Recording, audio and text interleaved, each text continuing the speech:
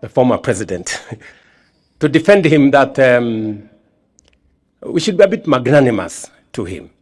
Ladies and gentlemen, don't try to swipe up this video. Nataka ukasikize Kenny, the way huyu the president of the Republic of Kenya anayejulikana kama William Samoei Ruto alikuwa akiweza kumudestroy huyu the former president of the Republic of Kenya anayejulikana kama Uhuru Kenyatta.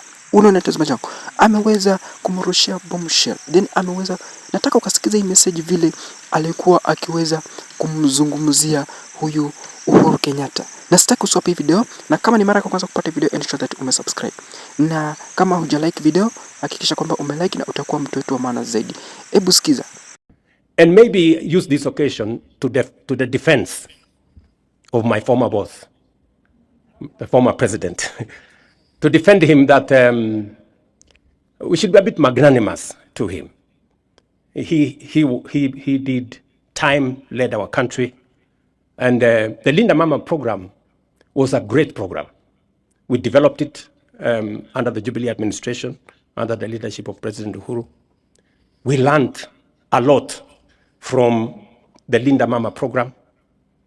And because of the experiences, because of the lessons learned from the Linda Mama program, we designed the Linda Jamii program, which was an improvement from the Linda Mama program. So Linda Mama was good. Linda Jamii is obviously better. And therefore, it is an improvement from what it was in terms of the scope, from just delivery of mothers, which was the primary target of Linda Mama. We've now improved it to cover prenatal, before the delivery, postnatal, the delivery itself, postnatal, and it's no longer targeting mama. It is targeting Jamii, mama plus the children plus the household. The figures have also increased in terms of benefits. Actually, the figures have doubled from 2,000, between 2,000 and 2,500 to now 10,000 to 30,000. So we have enhanced the program, but we must accept that we learned the lessons from Linda Mama. That's why we designed a better Linda Jamii program. And we didn't stop at Linda Jamii. We have progressed it into universal health coverage, where we are now looking after the whole Kenyan community.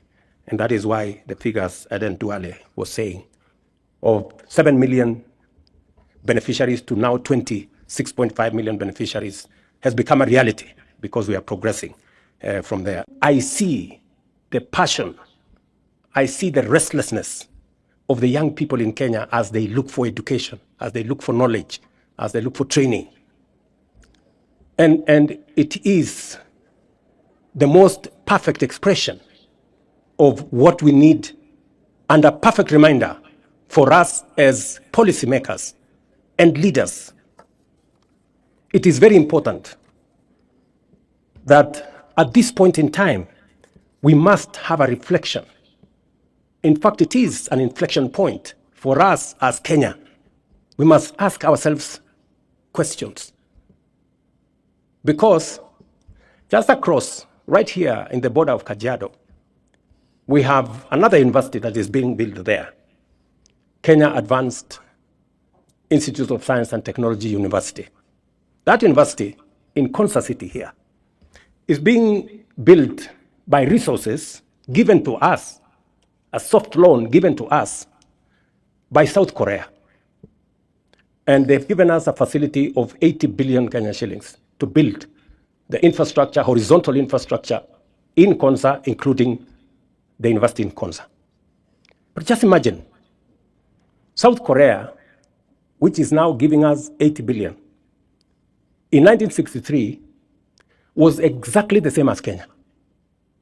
We had the same GDP. In fact, our GDP per capita was 80. The one of South Korea was 79. The same level of education. We had the same agricultural economy. Today, South Korea's economy is 20 times that of Kenya. And they have lent us money to build the university and the infrastructure in Konsa. We need to ask us some questions. the difference. Where did South Korea get it right? And where did we get it wrong? For far too long, we have made peace with the usual, the ordinary, the simple, the average. When other people are doing things differently, it is time. Fellow Kenyans, it is time. Fellow citizens, it is time for us to up our game, for us to raise the standard, for us to raise our ambition so that we begin to engage with the transformational, the innovative, and the extraordinary. We have been ordinary for far too long. And I am persuaded, beyond any reasonable doubt, that the restlessness we see in our young people, the passion that I saw in the eyes of Noura and Mwenda here, and Zainab, and all the other students, the urgency is because they are tired of the ordinary and the simple and the average and the usual. They want us to have our game. The difference between South Korea and us is one. It's not about resources, because they had the same resources as we do. It's not about money. They didn't have money the way we didn't have money. It's about leadership. That's the difference, leadership. So it's not about the people of Kenya. It's about us, the leaders, the people who have the opportunity to make decisions for the people of Kenya. What decisions are we making? That is what is important. Many of us want to make peace with little decisions, ordinary, average decisions, politically correct, and things like those. And that is why we cannot account for why others are where they are and we are where we are. So we must continue to push the limits. We've made good progress.